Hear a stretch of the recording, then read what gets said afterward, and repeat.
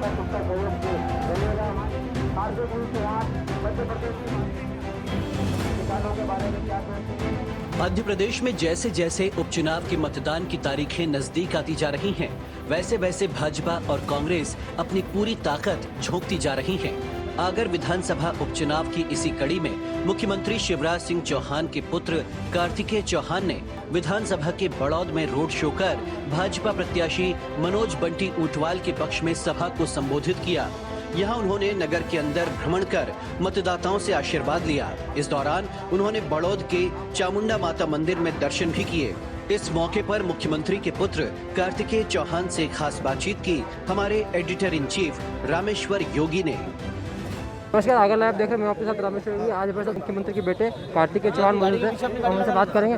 Sir, मेरा सवाल आपसे, 28 विधानसभा आप नाप रहे हैं, क्या लगता है बीजेपी का क्या माहौल और क्या मुद्दा है?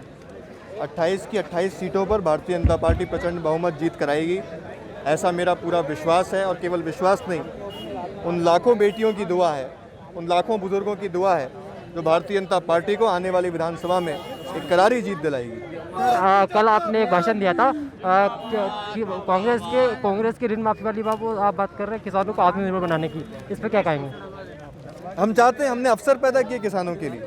हमने केवल मुफ्त में कांग्रेस को देने का काम नहीं किया, हमने खेती को लाभ का धंधा बनाया। खेती बेहतर हो सके, किसान की आय बढ़े, इसलिए हमने खेती का उत्पादन सही किया, उत्पादन के सही दाम किसान को दिए। प्राकृतिक आपदा अगर आ जाए तो उसकी भरपाई करने का काम हमने किया। तो इससे हमने किसानों को आत्मनिर्भर बनाया, इस लायक बनाया कि वो खुद अपने पैरों पर खड़ा होकर अपने लिए 2 वक्त की रोटी कमा सके, अपने परिवार का मान सम्मान दुनिया में ऊंचा कर सके। सर, कोरोना काल में लगातार आप जनता के बीच में रहे, लोगों को बाहर से बाहर निकालने में आप भी कहीं ना कहीं एक्टिव रहे। इस बार जब कोरोना काल चल रहा है तो जनता की विकास कैसे होगा? देखिए, जनता के विकास के लिए नेताओं को रण में आना ही पड़ेगा। हम कोरोना से डर के घर में नहीं बैठ सकते, इसलिए माननीय मुख्यमंत्री जी ने निरंतर कोरोना काल में भी कोरोना से लड़ने के लिए कई योजनाएं बनाई, कई साधन बनाए, कई साधन क्रिएट किए। और उसी का नतीजा है कि मध्य प्रदेश कोरोना के आंकड़ों में कई गुना नीचे है। मध्य प्रदेश में कोरोना की स्थिति बाकी राज्यों की तुलना में बेहतर है। और बाकी विकास कार्यों की अगर हम माने तो कई लोकार्पण, कई शुभारंभ भी माननीय मुख्यमंत्री जी ने कर दिए हैं। आगे कई घोषणाएं भी करी हैं जो चुनाव के बाद हम पूरी करने जा रहे हैं। आखिरी सवाल, आप आगर विधानसभा में रोड शो में आए, कैसा माहौल लग रहा है? आगर विधानसभा की जनता ने भारतीय जनता पार्टी को आशीर्वाद दे दिया, जैसा कि हमने पहले सुना।